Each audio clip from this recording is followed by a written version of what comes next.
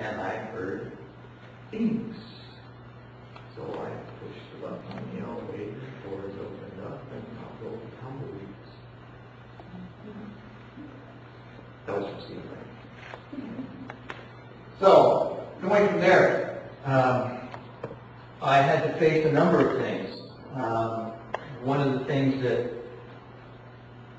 coming to Phoenix now, that here's what I wanted to do since 1976, once I found out about Zephyr. So I'm working at Allied Signal Aerospace as a production grinder specialist. And I've got my head machine one day, setting up a job, and I feel somebody step on my lab board platform. And I look up, nobody's there, so I'm aware that there's something going on. And I hear, grab a pencil and paper and draw. The symbol is what I ended up with. Quite interesting. Right and left eye of Horus. 666. Sign for Cancer. It's my birth sign. Two-edged sword. Balance. Yin and Yang. 999. Swastika in the center with a cross superimposed within the hexagram. Pretty bizarre. Didn't quite know what to do with it. So, like everything, I just kind of put it on the shelf and I figured it would all unfold. Shortly thereafter, I met Roy Edwards. Roy Edwards, T.D. Appliance Warehouse. He's actually, I think he's a state president now in the Mormon Church. And so I had conversations with him. He sent me missionaries over. I had some dreams in relation to it. And so I felt it was appropriate that I joined the Mormon Church. So we did. We got married and sealed and did the whole 9 yards. The ultimate part of that was just the physical bestowal of the Melchizedek priesthood. And I didn't recognize that until many years later. As I was working at another Allied Signal facility later on, I ran across the Teachings of the Ascended Masters, Guy Ballard books. Anybody read those? There's like 13 volumes or something like that. I went through them in 2.5 months. Just devoured. Excellent material. Same with Byron Spalding's books, Life and Teachings of the Great Masters of the Far East.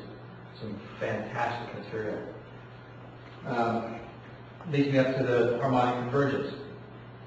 I had a very interesting experience there. We'll go into it because I've got time and I kind of fell off into some stories earlier.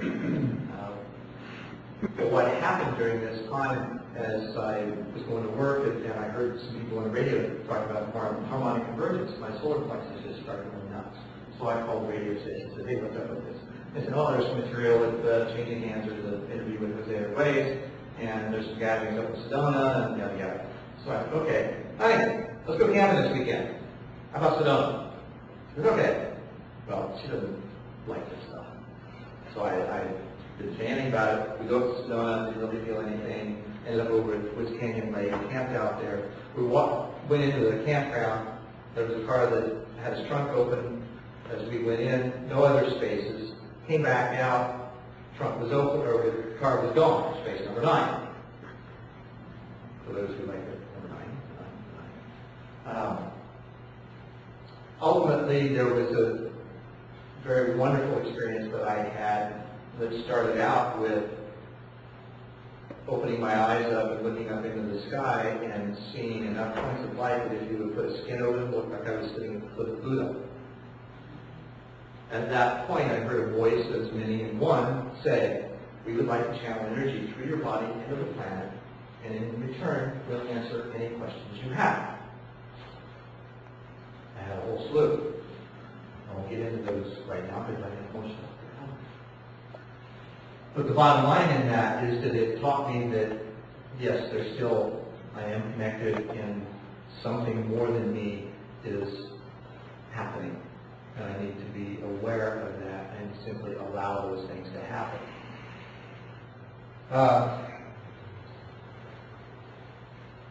One of the things that I also found out in that time, talking about the 666 Scripturally it says it's never knowledge, wisdom, be understood, but be interpreted by he who hath understanding. Well, what's understanding?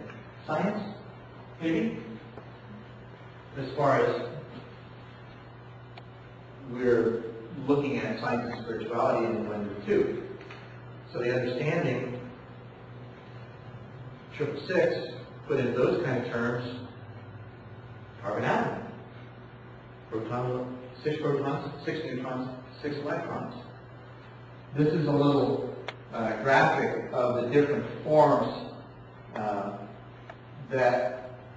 and symbols that appear with the scientific exploration and the ionic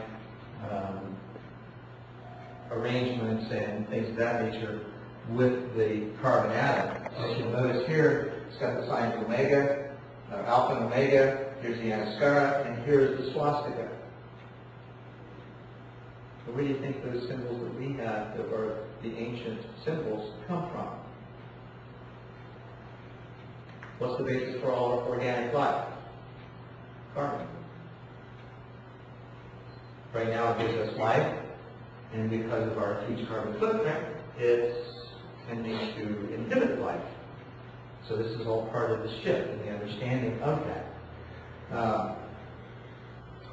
Summer of '88, a friend of mine and I go to the full moon meditation out in Fountain Hills, and I have a wonderful time there. There's a vegetarian potluck and some folks putting Tibetan bowls and guided meditation. It really puts you in a very high state.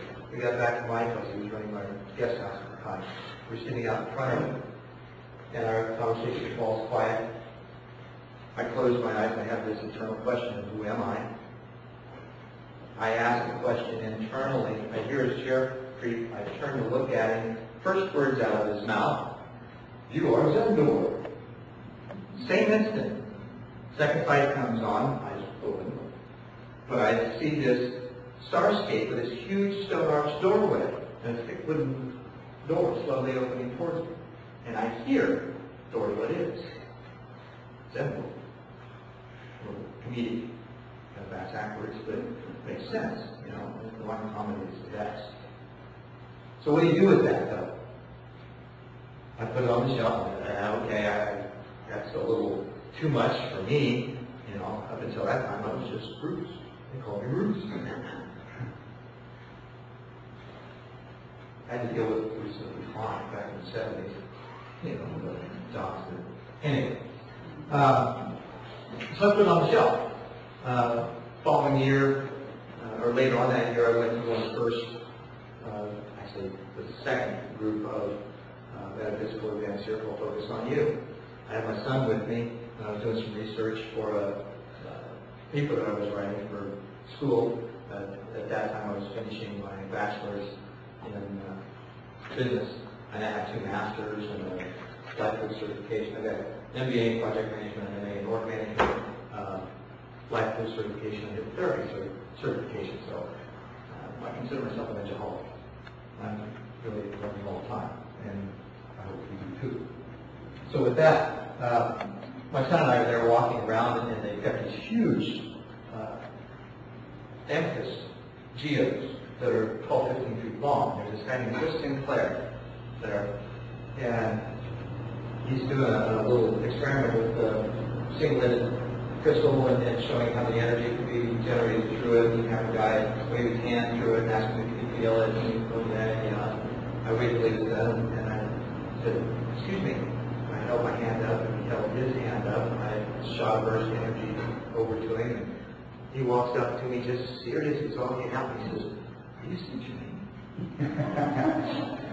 I'm dressed all in purple, and I've got a purple cap on, and honestly, at that time, with my short hair and beard, there was a resemblance, so I just couldn't say anything.